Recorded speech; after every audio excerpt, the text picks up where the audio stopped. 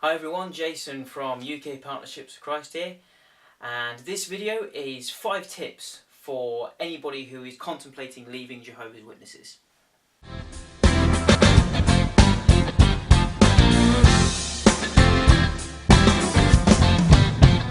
Stand up for Jesus, ye soldiers of the cross. Lift high his voice. Okay, well I'll tell you what inspired me to make this video. Over the past, I say 3-4 years that I've been doing this outreach to Jehovah's Witnesses, I've come across lots and lots of people who have gone in and out of this organisation, sometimes 2 or 3 times. I've seen people who have been disfellowshipped or out of the organisation for maybe 20-30 years who still believe it to be God's chosen religion. And so I really want to try and reach out to you as an individual and hope that you find this information really helpful. Point number 1. Be prepared to leave everything behind. You remember the tale of Lot and his wife when they needed to leave Sodom? Now, they left everything behind because of the destruction that was going on in Sodom. Now, I'm not suggesting that if you look back that God is going to turn you into a pillar of salt. That's not what I'm suggesting at all. However, it's heartbreaking to look back. If you are a Jehovah's Witness, chances are that your whole lifehood is contained within that religion. So your friends are all Jehovah's Witnesses. They're all going to leave you once you come out of this religion.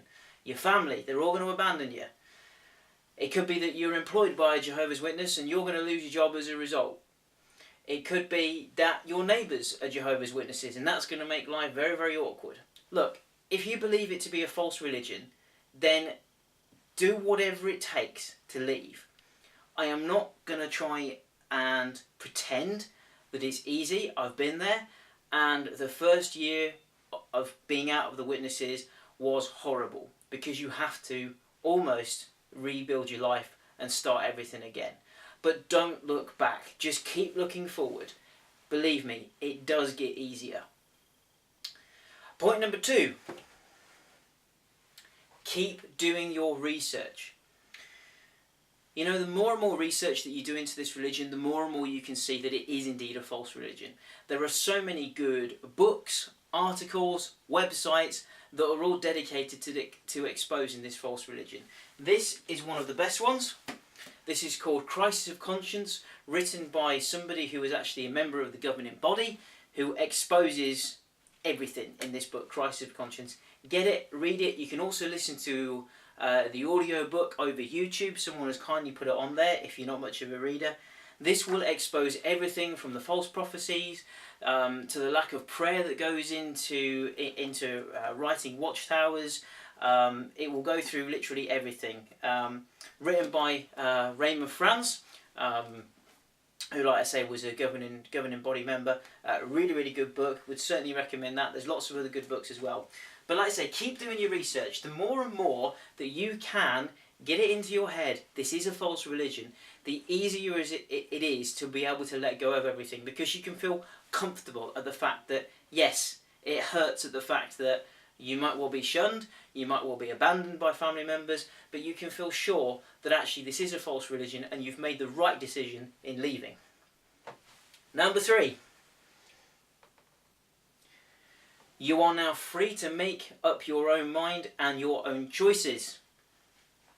Okay, so what do I mean by this? Well, if you have been a Jehovah's Witness, you will know that your whole life is controlled by them.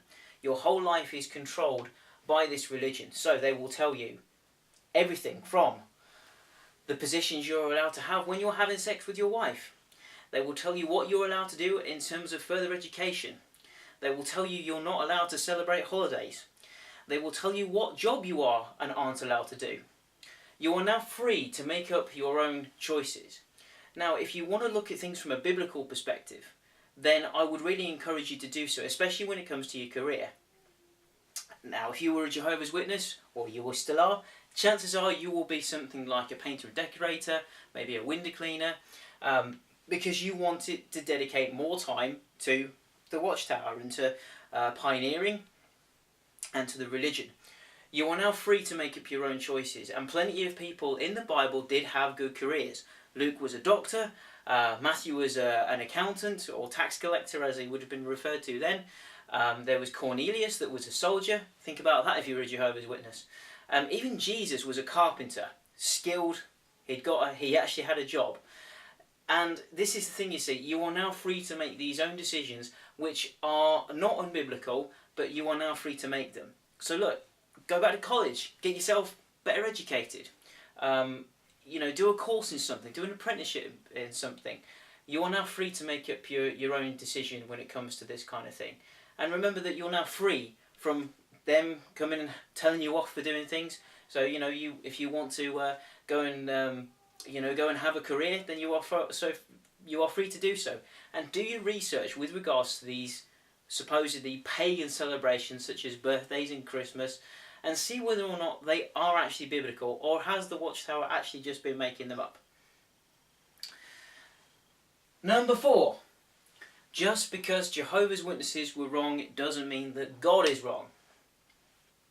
You know what really saddens me at doing this ministry is the amount of Jehovah's Witnesses that I meet, or former Jehovah's Witnesses that have now turned against God and they've turned agnostic, without actually properly researching atheism as a theory, I suppose. I would really encourage you to do that. Now, if you want to get hold of books like Richard Dawkins' The God Delusion, if you want to get hold of Hitchens' book, which is called God is Dead, then of course you are free to do so. The problem is with these books, they are completely biased towards an anti-God. Richard Dawkins, in his book The God Delusion, completely denies that Jesus ever existed. This is so false, and it is such a lie. Okay.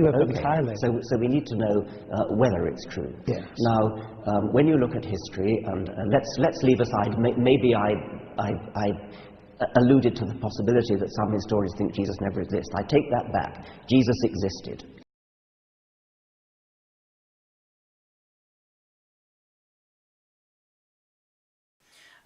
There are really good books and good critiques of atheism. This is a DVD which is very, very good. This is by a guy called Dr. David Menton.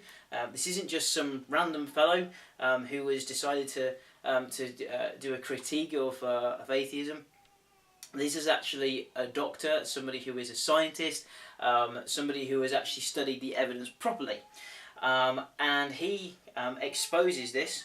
This DVD is called Lucy, She's No Lady. Very, very good DVD, which helps really see the argument of atheism is actually a very, very poor one.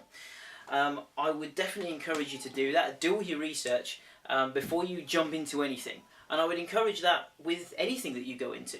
So if you're looking at other churches, if you're looking at another religion, do your research before you jump into it with both feet. And I would encourage you to do the same when it comes to your Christian belief as well. Don't just run into the nearest church.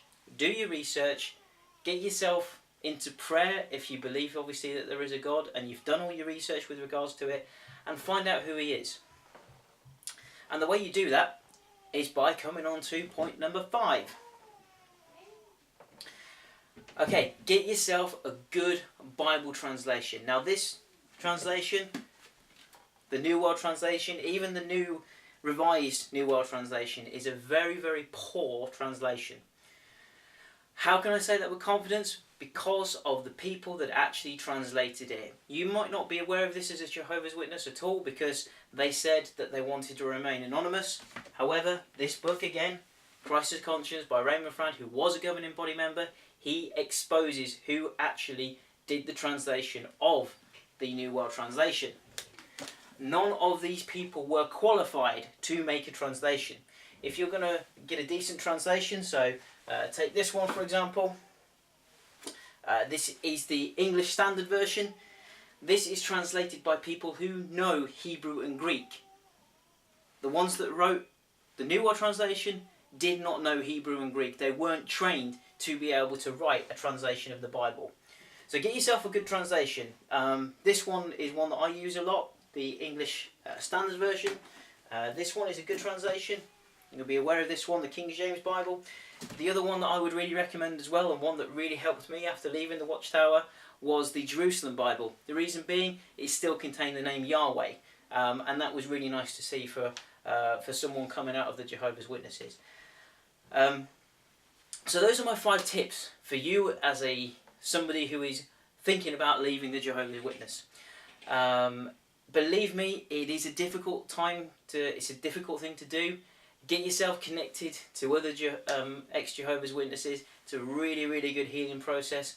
But those are the 5 tips that I would certainly give to you. I hope that's been beneficial to you, and I'll see you on the next video.